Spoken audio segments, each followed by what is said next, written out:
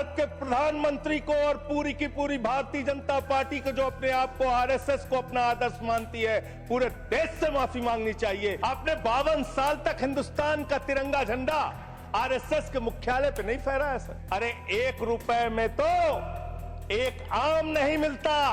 आपने 1 रुपए में अडानी को 1050 एकड़ जमीन और 10 लाख आम और लीची के पेड़ दे दिए। ये मातृभूमि की वंदना। आरएसएस के 4 लोगों का नाम बताओ जो वंदे मातरम नारा लगा के जेल गए, उनका नाम बताओ आप। कल संसद में जो हुआ वो डिबेट नहीं थी, वो एक आईना था जो सरकार के असली चेहरे पर सीधा रख दिया गया। राज्यसभा में वंदे मातरम के 150 साल पर चर्चा हो रही थी। एक ऐसा मौका जहां देशभक्ति, इतिहास और एकता की बात होनी चाहिए थी, लेकिन आप सांसद संजय सिंह ने इस बहस को एक ही पल में पलट कर रख दिया।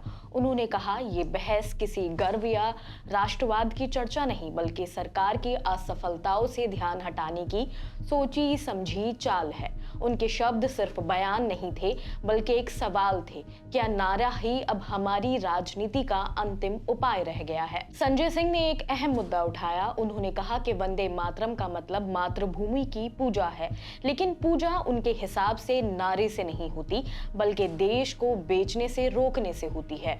उन्होंने सीधा तंज कसते हुए पूछा, क्या मातृभूमि की पूजा तब होती है जब सरकारी एयरपोर्ट निजी हाथों में बेच दिए जाएं? क्या देशभक्ति होती है जब रेलवे, बंदरगाह, एलआईसी जैसी संस्थाएं बिक जाएं? क्या नारे लगाकर बेरोजगारी का दर्द कम हो जाता है? उन्होंने कहा कि आज के युवाओं के पास नौकरी नहीं है, बाजार महंगाई से जूझ रहा है और सरकार नारेबाजी में लगी हुई है। इसके बाद संजय सिंह यही नहीं रुके। उन्होंने जैसे हर उस परत को उठाकर फेंक दिया जिसके पीछे बीजेपी और आरएसएस हमेशा छिपती आई है। वो लगातार सरकार पर वार करते रहे और आरएसएस के इतिहास पर जो उन्होंने सीधा प्रहार किया वो सच में सदन में भारी सन्नाटा छोड़ गया। उन्होंने कहा, आज जो लोग हर मौके पर देशभक्ति का सर्टिफिकेट बांटते घूमते हैं, वो पहले ये बता दें कि आजादी की लड़ाई में उनका क्या योगदान था। कौन सा आरएसएस नेता जेल गया था? किसने अंग्रेजों की लाठियां खाई थी?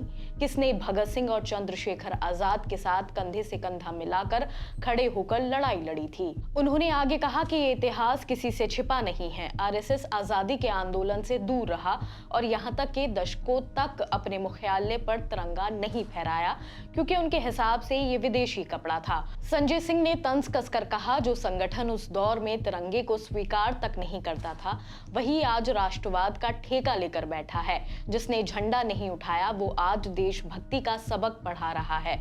उन्होंने इसी के साथ ये भी जोड़ा कि आज आरएसएस और बीजेपी इस देश को हम बनाम वो में बांट रहे हैं। देशभक्ति अगर सच्ची होती तो युवाओं को नौकरियां मिलती, किसानों को एमएसपी मिलता और जनता के वोट काटने की कोशिश नहीं होती। इस पूरे सिलसिले में सत्ता पक्ष कुछ मिनटों के लिए बिल्कुल शांत हो गया। नारे खो गए, हल्ला थम गया और सदन में पहली बार ऐसा लगा कि किसी ने इतिहास की दरारों के भीतर छिपी सच्चाई पर उंगली रख दी हो। इसके अलावा देश में इस वक्त एसआईआर यानी स्पेशल इंटेंसिव रिवीजन भी काफी ज्यादा चर्चा में है।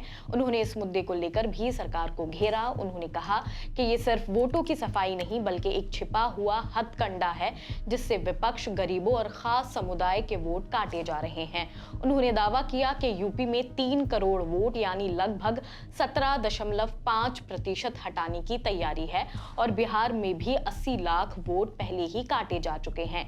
ये सिर्फ तकनीकी गलती नहीं, ये लोकतंत्र का सबसे खतरनाक हमला है। उन्होंने कहा कि एसआईआर के नाम पर वोट चुराए जा रहे हैं और जनता की आवाज दबाई जा रही है। और आखिर में संजय सिंह ने कहा कि सरकार के पास अनएम्प्लॉयमेंट पर कोई जवाब नहीं है, प्राइस हाइक पर कोई जवाब नहीं है, देश के 200 लाख करोड़ के कर्ज पर कोई जवाब नहीं है।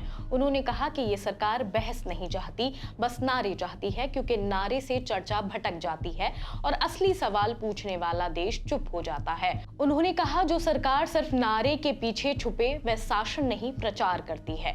बहस के बीच पूर्व प्रधानमंत्री एचडी देवेगौड़ा ने भी कहा कि वंदे मातरम प्रेरणा का गीत है, इसे राजनीति का हथियार नहीं बनाना चाहिए। उन्होंने 150वीं सालगिरह पर इसे 150 तरीके से रिकॉर्ड करने का सुझाव भी दिया।